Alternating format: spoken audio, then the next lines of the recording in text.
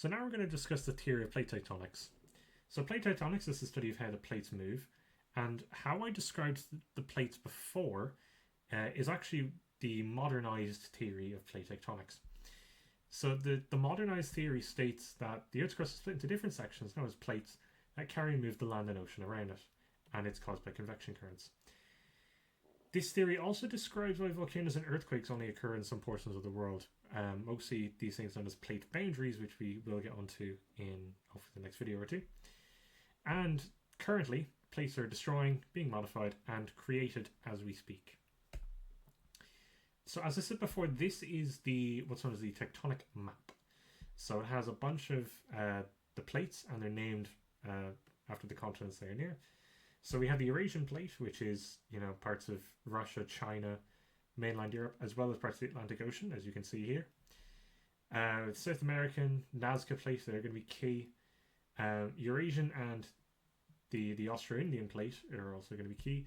There are a bunch of tiny plates, such as the Gorda plate, and there's one in here called the Juan de Fuca plate, which aren't necessarily as important. So it's mostly the major ones: Eurasian, African, Austro-Indian, Philippine, Pacific, North American, South American, and Nazca. So there's some here like the Arabian plate that don't matter.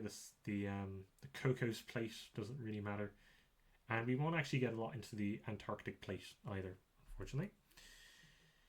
So the first part of the theory of plate tectonics is continental drift.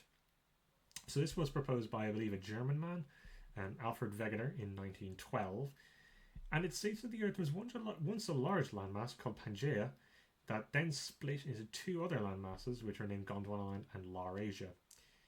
The theory is supported due to similar rock types within coastal areas on opposite sides of the ocean. So if you go back to here, the rock content in the southwestern part of Africa is actually similar to the northeastern part of South America. And you can even look, it kind of looks like that they can fit in with each other, supporting this theory. The theory is also prevalent in the rock content in Ireland. So we are currently very far north, but we do actually have sandstone deposits which can indicate we were near the equator. And greatly enough, 500 million years ago we were 30 degrees south of the equator, which is roughly in line with, say, the Republic of Congo or just north of Madagascar.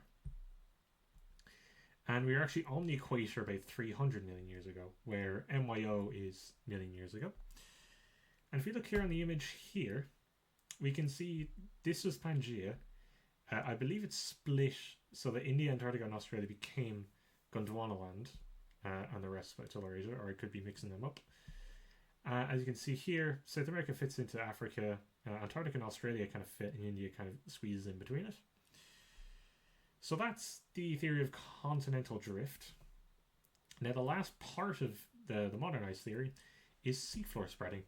So it's proposed by the American Harry Hess in the 60s that said that plates diverge, which is moving away from each other, which causes seafloor to move and create new land due to the uplift of magma, where magma is just material inside of the Earth's mantle. We can see this through the formation of seamounts, which are also called ocean ridges. The main one is the Mid-Atlantic Ridge. As you can see here on the tectonic map, this red line here is our Mid-Atlantic Ridge. So it's a really long mountain range that splits the Atlantic in half. So the combination of seafloor spreading and Wegener's theory of continental drift combined to form the modern plate tectonics theory, which was formalized by Vine and Matthews in a paper in the late 60s. And that's really just the full formation of our modernized plate tectonics theory.